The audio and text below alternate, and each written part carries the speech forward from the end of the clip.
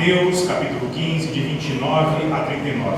E o título da mensagem de hoje é a fidelidade que gera confiança. Portanto, diz assim a palavra de Deus: partindo dali, Jesus chegou às margens do mar da Galileia, e em seguida, subindo ao monte, sentou-se. E numerosas multidões foram até ele, levando mancos, aleijados, cegos, mudos e muitos outros, e os colocaram aos pés, e ele os curou. De modo que as multidões se maravilharam ao ver os mudos falando, os aleijados andando, e os cegos vendo, e glorificaram o Deus de Israel. Então Jesus chamou os discípulos e disse: tenham compaixão desta multidão, porque já estão 3 dias que estão comigo, e eles não têm o que comer, e não quero mandá-los embora sem comer, para que não se desfaleçam pelo caminho. Os discípulos lhe disseram: onde arranjaremos tantos pães num lugar deserto para alimentar tamanha multidão? Jesus respondeu: quantos pães tendes? Eles responderam: 7, e alguns peixinhos. Então ele ordenou ao povo que se sentasse no chão. Tomou os 7 pães e os peixes, e tendo dado graças, partiu-os e entregou aos discípulos, e esses o entregaram à multidão. Assim todos comeram e se fartaram, e encheram-se 7 cestos com os pedaços que sobraram. Os que comeram foram 4.000, além de mulheres e crianças. Depois de mandar a multidão embora, Jesus entrou no barco e foi para a região de Magadã. Até aqui. Abaixe sua cabeça. Vamos orar a Deus. Senhor nosso Deus e amado Pai, estamos mais uma vez, Senhor, diante da Tua palavra, e nós clamamos, Senhor, a ação do Teu Santo Espírito, que abra nosso coração, Pai, abra nosso entendimento, para que nós possamos, Senhor, entender, compreender todas as verdades contidas aqui, e que isso possa ressignificar a nossa vida, para que nós possamos, nesse mundo decaído, nesse mundo corrupto, evidenciar o caráter de Cristo Jesus em tudo que fizermos, agimos e pensarmos, Deus. Essa oração, Pai, que fazemos não é nos nossos méritos, é nos méritos dele. Amém. Amém. Meus irmãos, o Evangelho de Mateus foi escrito para judeus cristãos que viviam em Jerusalém, aproximadamente lá pelo ano 85 depois de Cristo, com ênfase em afirmar o quê? Que Jesus era o Messias, o enviado, o Filho de Deus. E isso trouxe grandes implicações para aquela gente, e também para mim e a você trará nos dias de hoje, pois a verdade que estava sobre Jesus também estava sobre eles, e também sobre mim e sobre você. Amém, igreja? Amém. Essa passagem aqui é muito interessante, porque nesse mesmo Evangelho nós podemos ver outra passagem como essa. Jesus já havia multiplicado pães e peixes para a multidão que o seguia, e agora nós temos a segunda multiplicação de pães e peixes. E se você olhar, se você ler os 2 relatos, eles são quase idênticos. O que difere é apenas a quantidade de pessoas e de cestos. É apenas isso. Antes tinha 5.000 homens, além de mulheres e crianças. Aqui tem 4. Antes tinha 12 cestos, e aqui tem 7. Mas apesar da história ser quase a mesma, existem lições preciosíssimas para mim e para você nesse texto, assim como tem também no anterior. Por isso eu convido a igreja a ler novamente comigo os versos, dos versos 29 ao 32. Mantenha a sua Bíblia aberta, que nós veremos ponto a ponto desse texto, amém? Leia comigo os versos do 29 até o 32.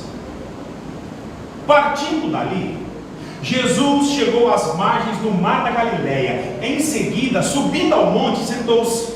E numerosas multidões foram até ele, levando mancos, aleijados, cegos, mudos e muitos outros, e os colocaram a seus pés, e ele os curou. De modo que as multidões se maravilharam ao ver os mudos falando, os aleijados andando e os cegos vendo, e glorificaram o Deus de Israel.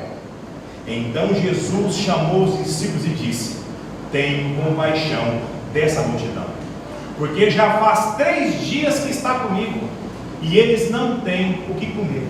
Até aqui. Marquem aí, até aqui. Meus irmãos, a primeira diferença que podemos notar aqui é que Jesus está agora em território estrangeiro. A primeira multiplicação de pães e peixes foi feita no território de Israel. Ele está agora em território gentil, fora do território de Israel, um território pagão. E esse é o ponto que não podemos perder de vista para tentar entender os valores que Jesus traz àquele povo, e a mim e a você nessa noite. Pois quando Jesus disse que tinha compaixão daquela gente, o que será que ele está dizendo a seus discípulos, que eram o quê? Judeus. Meus irmãos, Jesus está dizendo assim: esses aí que vocês julgam como o quê? Impuros, esses que vocês afirmam não ter parte nas promessas de Deus, rejeitados pela nação de Israel, esses aí eu tenho compaixão. Meus irmãos, isso para um judeu era um negócio assim incabível, inimaginável. O judeu jamais passaria isso pela cabeça dele. E a intenção de Jesus aqui é, de forma verdadeira, com aquela gente, mostrar que eles estavam errados. Ele quer incluir os seus discípulos na mesma compaixão que ele sente. E isso aqui, meus irmãos, é de suma importância.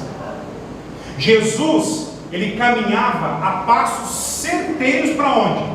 Para a cruz. E ele sabia que a continuidade do seu ministério seria realizado por quem? Por aqueles discípulos, pelos primeiros discípulos do primeiro século.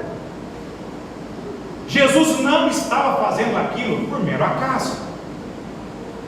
Sabe qual que é a prova disso? Você aqui sentado nessa igreja hoje. Jesus está fazendo aqui o mesmo que fez no episódio da mulher samaritana, que deixaram os discípulos dele de cabelo em pé, literalmente. Judeu considerava gentil os samaritanos, e olha que eles viviam onde? Dentro do território de Israel. Até então, eles não criam que a salvação, o poder do Espírito Santo de Deus, não se estendia aos gentios, somente aos judeus. Então Jesus vem e diz: eu me compadeço dessa gente. Eu fico imaginando, meus irmãos, o que passou na mente daqueles discípulos. Jesus se compadecendo de uma multidão do quê? Para eles, excluídos, de impuros, daqueles que não fazem parte do povo de Deus, e dizendo: eu me compadeço. Meus irmãos, o primeiro princípio que Jesus está ensinando aos discípulos aqui, e a mim e a você essa noite, preste muita atenção, é que a comunidade de Jesus vai onde ninguém mais vai. Amém, igreja? Amém.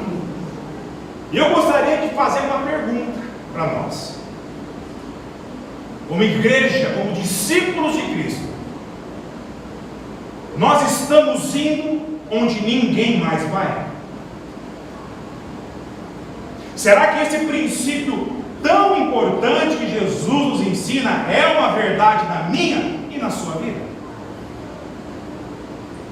Será que eu e você, como igreja, levantados pelo próprio Senhor Jesus, estamos tendo compaixão com aqueles que realmente necessitam? Se não estamos indo, será que estamos pelo menos convidando pessoas a virem? Será que estamos pelo menos nos esforçando em convidar pessoas para um culto como esse, por exemplo? Meus irmãos, você quer ver um ato de compaixão que agrada ao Senhor? Tá, você não pode ir até quem precisa, nós entendemos isso. Talvez seus afazeres estão se sobrepondo ao seu tempo. Pelo menos temos nos esforçado a simplesmente convidar pessoas a se achegar a Deus. Meus irmãos, eu e você somos parte do corpo, e nós temos que ir onde ninguém mais vai. Não espere o mundo fazer isso. O mundo não vai fazer isso. Mas também tem que trazer aqueles que por si só eles não conseguem vir. Por isso que Deus levantou eu e você. Por isso que eu e você devemos orar a Deus todos os dias, para que Ele mexa sim com a minha e com a sua zona de conforto. Para eu e você testemunharmos o amor de Cristo em lugares, meus irmãos, onde ninguém mais quer ir. Lembra de como Deus encontrou você e te salvou. Mas também trazer quem não consegue se achegar a Deus por forças próprias é o que eu e você temos que fazer. Amém? Meus irmãos, isso, sabe o que significa isso? De forma prática? É ter compaixão. Jesus disse: eu tenho compaixão dessa multidão. Pois Jesus percebeu que a necessidade daquela gente era de forma o quê? Prática. Pois eles estavam seguindo Cristo há 3 dias, sem comer nada. Quanto tempo faz que você comeu? Acho que a maioria de nós comeu antes de vir para a igreja. O que chama atenção aqui é perceber que a multidão de gentios, de excluídos, eles estavam quase que hipnotizados com as palavras de Cristo, ao ponto de fazer 3 dias sem comer nada e não ir embora. Jesus nos dá uma aplicação tão simples aqui, meus irmãos. Quem tem fome primeiro precisa do quê? De comida. Só depois de orações. Quem tem fome precisa de comida, depois de orações. E muitas vezes nós estamos tentando a ser tão, como é que eu posso dizer, super espirituais, mas não estamos conseguindo ver a necessidade gritante diante dos nossos olhos. E Jesus, ele sabia muito, mas muito bem disso. Leia comigo a continuação do verso 32, onde nós paramos ali. E não quero mandá-los embora sem comer, para que não desfaleçam pelo caminho. Meus irmãos, eu e você vivemos numa sociedade completamente egoísta, onde o correto é pensar primeiro e então somente em quem? Em si mesmo. E eu e você, nós somos frutos dessa sociedade. Sabe aquele tipo de pensamento que automaticamente logo vem na nossa mente quando nos deparamos com uma situação como essa aqui? O que é natural no nosso coração faz a gente pensar: isso aí não é problema meu. Não, eu já tenho muito que me preocupar. Olha só o que Tiago diz, Tiago 2, 14, 17. Não sabe não que eu vou ler aqui. Meus irmãos, que vantagem há se alguém disser que tem fé e não tiver obras? Essa fé poderá salvá-lo? Se um irmão ou uma irmã estiverem necessitados de roupas e do alimento de cada dia, e algum de vós lhes disser: ide em paz, aquecei-vos e saciai-vos, e não lhe derdes as coisas necessárias para o corpo, que vantagem há nisso? Assim também a fé por si mesma é morta se não tiver obras. O que Tiago está dizendo aqui não é que temos, presta atenção que isso é importante, não é que temos que fazer boas obras para ser salvo. Não é isso, pois a salvação vem pela graça de Deus, mediante a fé em Cristo Jesus. Única forma que existe. O que ele está dizendo é que as boas obras é uma marca da vida cristã. É evidenciada justamente por quem já foi salvo. As boas obras, meus irmãos, devem brotar como um desejo no meio do seu coração, redimido por Cristo naquela cruz. E Tiago completa isso aqui, lá no capítulo 4, verso 17, presta atenção. Portanto, aquele que sabe que deve fazer o bem e não o faz, comete pecado. Meus irmãos, quando a necessidade de alguém vier de encontro com a minha e com a sua possibilidade, sem sombra de dúvidas, é Deus dizendo: eu quero agir usando você como instrumento. Mas como eu e você somos excelentes argumentadores, somos melhores argumentadores do que obedientes. Nós nos comportamos geralmente assim, como os discípulos. Leia comigo o verso 33. Os discípulos lhe disseram: onde arranjaremos tantos pães num lugar deserto para alimentar tamanha multidão, Jesus? O senhor não está vendo, Jesus, onde nós estamos aqui nesse deserto? Onde a gente vai arrumar tanto pão para alimentar esse povo? Meus irmãos, a história aqui se repete. Da mesma forma, quando Jesus realiza a primeira multiplicação de pães e peixes, a coisa acontece novamente. Para você ver como a nossa memória afeta a nossa fé. Eles já tinham visto Jesus alimentar quase 20.000 pessoas, e nas mesmas condições que eles estavam ali. Lá na outra preocupação deles era com o quê? Com dinheiro. Onde arranjariam o quê? 200 denários para alimentar aquela multidão. Já aqui, a preocupação deles era com a localização, pois o lugar, o texto diz que era o quê? Deserto.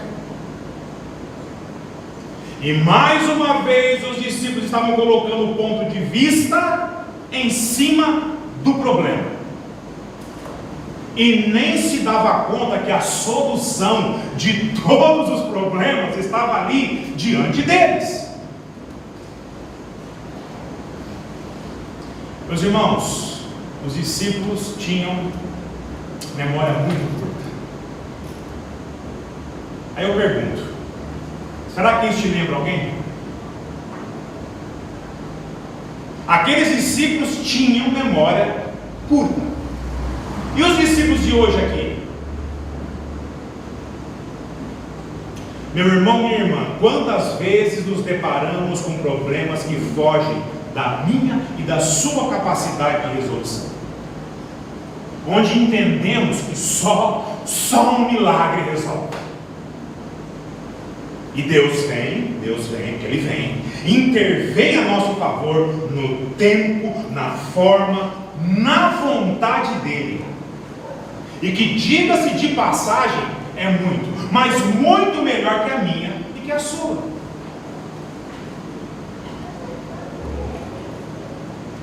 Ele vem e o problema se resolve. E cá estamos eu e você. Diante do quê? Do próximo problema. Aí a gente diz assim: ah, meu Deus, agora não vai dar. Nossa, agora, Senhor, agora lascou tudo. Ah, agora eu não quero nem ver o que vai acontecer. Nós focamos no presente, no hoje, e esquecemos do que? Do passado, do que Cristo já fez na minha e na sua vida. E dessa forma aqui, sem sombra de dúvidas, nós somos tendenciosos a esquecer o que Ele fará no futuro. O futuro parece, de fato, uma realidade impossível de acontecer. Meus irmãos, a minha e a sua memória, ela é curta. E também encurta e muito a minha e a sua fé. Temos que tomar cuidado com isso. Presta atenção. Problemas impossíveis de se resolver é uma das especialidades do nosso Deus. Mas sendo possível, Ele mesmo capacita eu e você para resolver. Se for impossível, Ele resolve. Amém, igreja? Amém. Meu irmão, minha irmã, eu não sei o que te aflige. Eu não sei o que aflige o seu coração. Qual que é o seu problema? Qual que é o seu dilema hoje, que você está vivendo hoje? Mas o que eu sei é que o nosso Deus tem poder de capacitar você para resolver o que lhe é possível. O que lhe é possível. E Ele mesmo cuidará daquilo que não nos cabe. Amém, igreja? Esse é o meu e o seu Deus. Fique em paz. Fica em paz. Não se desespere. Não se precipite. Deus, Ele sabe o que faz. Amém, igreja? Amém. Teve uma vez eu contando a minha história de vida com uma pessoa mais jovem, do tanto que eu desagradei a Deus longe dos seus caminhos, e agora o quanto eu era feliz por Ele ter me tirado daquele lamaçal de pecado, tido misericórdia da minha vida. E esse jovem, conversando comigo depois, disse que achava a minha história de vida uma história assim, diferente, interessante, cheia de coisas extraordinárias, apesar do que? Do meu distanciamento de Deus. E comparou a história dele com a minha, de forma a dar a entender que a história dele era uma história assim, sabe, tão comum, um testemunho sem brilho,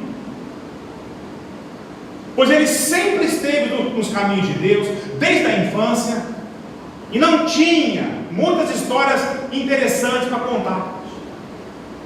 Então eu disse a ele assim: meu querido, você quer saber como eu me sinto lembrando da minha história, sobre a minha vida, e ouvindo você falar da sua?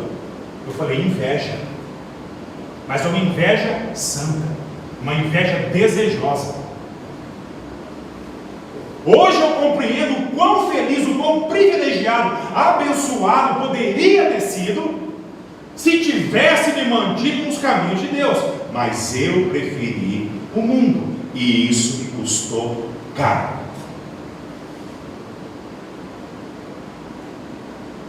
Meus irmãos, Deus age de forma ordinária na nossa vida, na vida dos seus servos, os capacitando para vencer a cada dia. E Deus também age de forma extraordinária na vida daqueles que, apesar do distanciamento dele, Ele o ama. Eu sou testemunha disso. Pois o milagre, ele se faz presente na vida do capacitado e na do incapacitado também. O que cabe a mim e a você, Ele vai dar plenas condições para eu e você resolver. O que cabe a Ele, não se descabele, irmão. Só Ele vai resolver. Amém, igreja? Amém. E justamente aqui está o segundo princípio que Jesus ensina para mim e para você. O testemunho da fidelidade de Deus deveria gerar em nós o que? Confiança e não medo. Principalmente principalmente quando estamos ministrando o poder de Cristo na vida do outro. Meus irmãos, se tem uma coisa triste, é muito triste quando a própria igreja acaba se tornando um empecilho para o crescimento da obra de Deus. Isso dói. Deus deseja realizar a sua obra através da minha e da sua vida. Deus poderia facilmente resolver tudo, mas Ele preferiu dar essa missão para mim e para você. Ele passou essa responsabilidade para mim e para você. Isso é um privilégio, servir na igreja. E eu encorajo você, meu irmão, minha irmã, a orar a Deus para que Ele não permita que nós mesmos impeçamos o crescimento do reino de Deus. O crescimento do reino de Deus aqui nessa cidade, nessa comunidade de fé. Amém, igreja? Seria muito triste, mas triste constatar que a nossa incredulidade nos levasse a dizer assim: nossa, Queiroz não, Queiroz é muito difícil. Nós não temos recurso suficiente. Começa por aí. Nós não temos pessoas suficientes. E esquece, o povo lá não quer saber de nada, não vai dar. Mas a graça de Deus não termina assim. Não termina aqui. Meus irmãos, os discípulos, assim como nós, também achavam que não daria. E Jesus pergunta a eles no verso 34, lê comigo. Jesus lhes perguntou: quantos pães tendes? E eles responderam: 7, e alguns peixinhos. Sabe o que Cristo está perguntando aos discípulos lá e aos discípulos aqui? O que você tem disponível? O que você tem disponível? Com certeza tem pessoas que estão pensando assim agora: eu não tenho nada para oferecer. E de certo modo, isso é o correto a se dizer, irmão. Mas também terá aqueles que dirão assim: eu tenho muito a oferecer. Se não for eu, essa obra aqui não anda. Essa ou qualquer outra que eu tiver, não anda. Meus irmãos, a coisa não é bem assim. Talvez você possa estar se perguntando: eu não tenho tantos recursos a oferecer, eu não tenho tantos talentos a oferecer, dons, recursos, tempo, energia, experiência. E a pergunta de Jesus aqui é muito simples. É uma perguntinha só, muito simples: o que você tem a oferecer? O que você tem? O que você tem? Não é o que você acha que é importante, irmão. Não é isso. Mas o que você tem. Sabe por quê? Porque o que você tem foi dado por Deus. A graça de Deus deveria produzir em mim e você sentimento, que é justamente o título dessa mensagem. Aliás, vamos ler comigo? 1, 2, 3. A fidelidade que gera confiança. Mais uma vez. A fidelidade que gera confiança. É isso. Senhor, eu não tenho muito a oferecer, mas o que eu tenho, Deus, eis-me aqui. Pois foi o Senhor mesmo que me deu. E o que eles tinham? 7 pães. Era suficiente para alimentar aquela gente? É óbvio que não. E é justamente esse o problema. A nossa tendência de crer no que é óbvio. A gente crê no que é óbvio. Mas aqui também está o terceiro princípio que Jesus ensina a mim e a você. Preste atenção. O nosso pouco nas mãos de Jesus é muito, mas muito mais do que suficiente. Amém, igreja? Amém.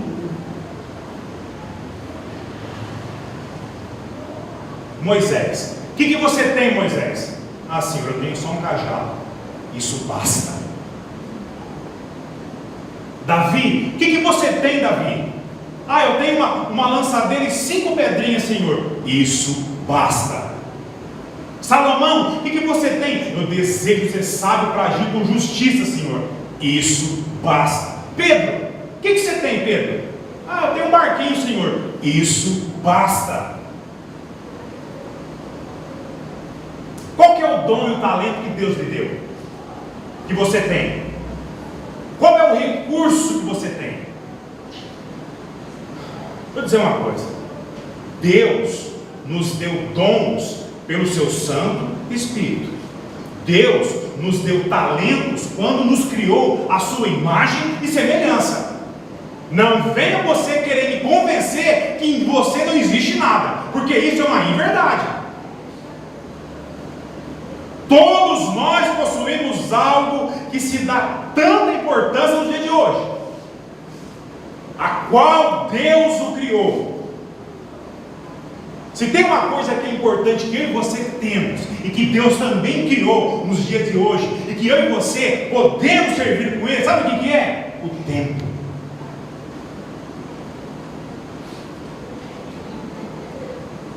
E eu e você temos ele do que? De modo igual. Ou o seu tempo é menos do que o meu? Ah, não, Senhor, eu tenho que ter 40 horas no dia para dar conta.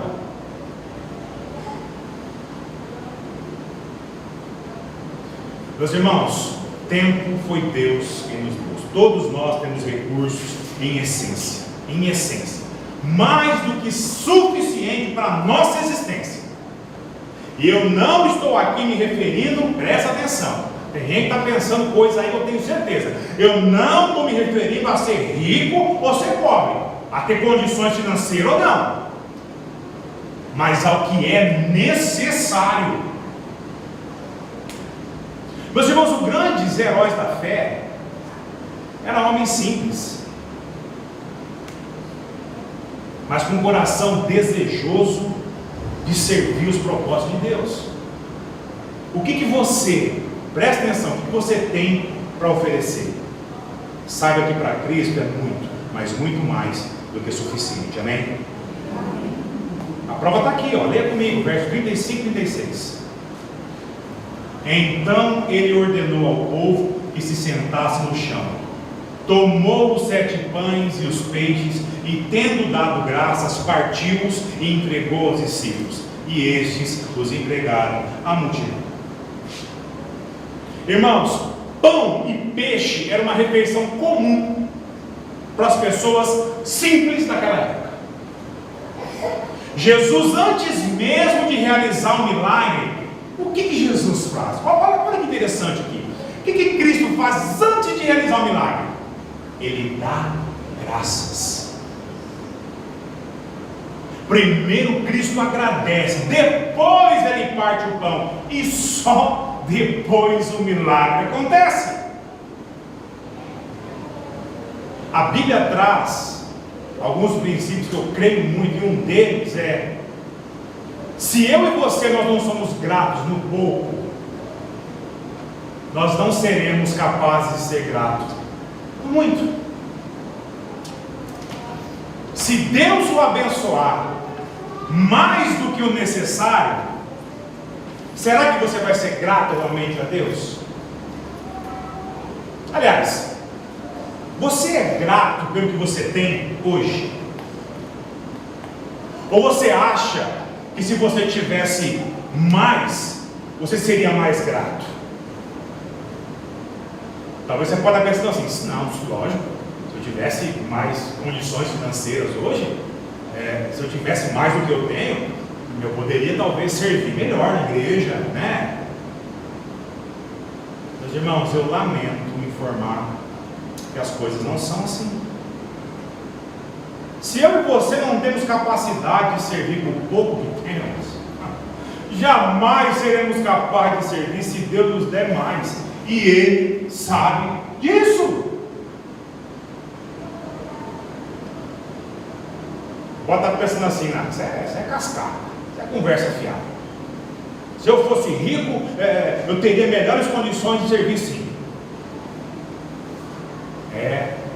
Só que isso não se aplica somente ao pobre, mas aplica-se ao rico também. O pobre, se não for grato pelo pouco que tem, e se dispor a servir com o que ele possui, também não será grato, e nem servirá de forma melhor, se passar a ter mais. Esquece. Já o rico, que não é grato pelo que tem, também não servirá com o que tem. Sabe por quê? Ele vai desejar sempre mais. Ele vai querer sempre mais. Meus irmãos, presta atenção. O problema aqui não é o que você possui, não é o que eu possuo, se é pouco ou se isso é muito, mas como eu e você lidamos com isso, sem perder de vista quem provê o que eu e você temos, que é quem? Deus. Amém, igreja? Amém. E aqui está justamente o quarto princípio que Jesus ensina para mim e para você. É Deus que provê o nosso sustento, por isso temos que ser gratos, seja no pouco, seja no muito. Não foi isso que Jesus fez? No pouco, apenas 7 pãezinhos mirradinhos e alguns peixinhos. O que ele faz com o pouco que ele tinha? Ele dá graças a Deus e só depois entrega os alimentos para serem distribuídos. Jesus agradece ao Pai pelo pouco que possuía. E o Pai, o que o Pai faz, igreja? Lê comigo os versos 37 e 38. Assim todos comeram e se fartaram, e encheram-se 7 cestos com os pedaços que sobraram. Os que comeram foram 4.000 homens, além de mulheres e crianças. Meus irmãos, aqui tinha facilmente umas 12 ou 15 mil pessoas.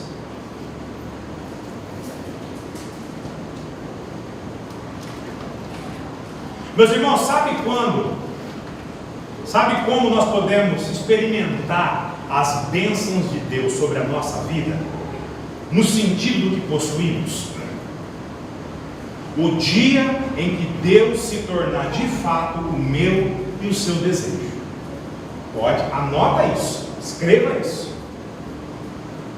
Enquanto eu e você desejar o que? Primeiro as bênçãos, e deixar Deus em segundo plano, pode ter certeza. Se você for um crente em Cristo Jesus, isso um filho escolhido, você terá apenas o que é necessário. Você vai passar a sua vida inteira em cima do que lhe é necessário. E mesmo com o pouco que Deus lhe dá, a nossa luta será em sermos o quê? Gratos a Ele, apesar das circunstâncias. Amém, igreja? Amém. Ah, pastor, mas tem gente aí do mundo, incrédulo, que não tem a Deus e mesmo assim Deus abençoa. Quanto mais ele tem, mais parece dinheiro para ele. Presta atenção, Eclesiastes 5:10. Quem ama o dinheiro nunca terá o suficiente. Quem ama a riqueza nunca ficará satisfeito com o lucro. Isso também é ilusão. Salmo 37:16. O pouco que o justo tem vale mais do que as riquezas de muitos ímpios. Provérbios 11:4. No dia da ira, as riquezas não servem para nada, mas a justiça o livra da morte. Mateus 6:24. Ninguém pode servir a dois senhores, porque ou odiará um e amará o outro, ou se dedicará a um e desprezará o outro. Não podeis servir a Deus e as riquezas. Que fique claro, eu não estou afirmando aqui que um crente em Cristo não pode enriquecer. Não é isso. Ele não pode melhorar sua condição de vida. Não é isso. Na nossa igreja mesmo, a membresia da nossa igreja, tem irmãos que são muito abençoados por Deus na área financeira. Possuem, meus irmãos, tem irmãos nossos lá em Cuban que possuem muito, né, Lindal? Muito, mas muito. E isso também vai envolver outras questões como capacitação, boa administração e por aí vai. A parte que cabe a mim e a você, lembra que Deus também, Ele não faz isso? Não capacita eu e você? Pois é, eles exercem. Mas se você analisar a vida deles, você verá primeira coisa que você vai ver nele, ele é grato a Deus. É a primeira coisa. Segundo, o dinheiro para ele não é motivação. A motivação é Deus. E terceiro, o que ele faz com o dinheiro que Deus dá a ele? Nós somos testemunhas disso. O pessoal de Tupã aqui sabe o que eu estou falando. Nós somos testemunhas disso. E tantas outras coisas auxiliam o quê? No crescimento do reino. Como auxiliar no sustento dessa própria obra missionária aqui. Aqueles irmãos não têm problemas com dinheiro. Quanto mais receber de Deus, mais será grato e mais investirá no que é importante: a pregação do Evangelho e a salvação do próximo. Amém, igreja? É para isso que Deus abençoa eu e você com dinheiro.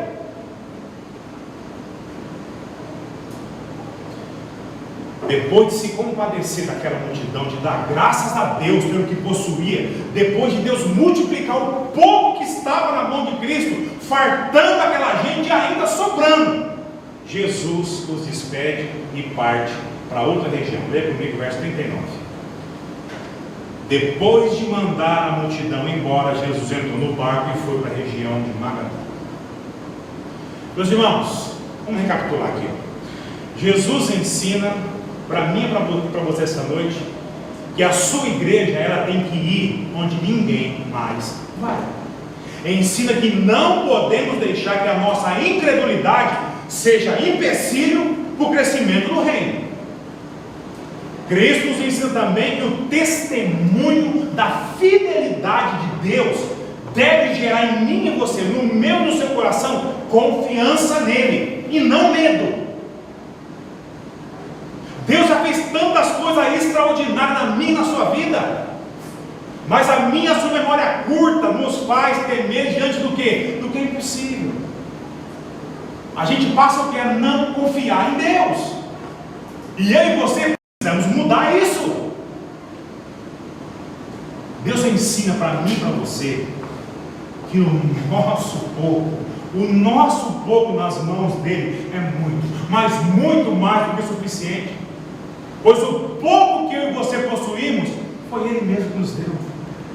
Se o meu e o seu coração ser desejoso em possuir mais do que devemos, nós passaremos a adorar o que foi criado, e não a Ele.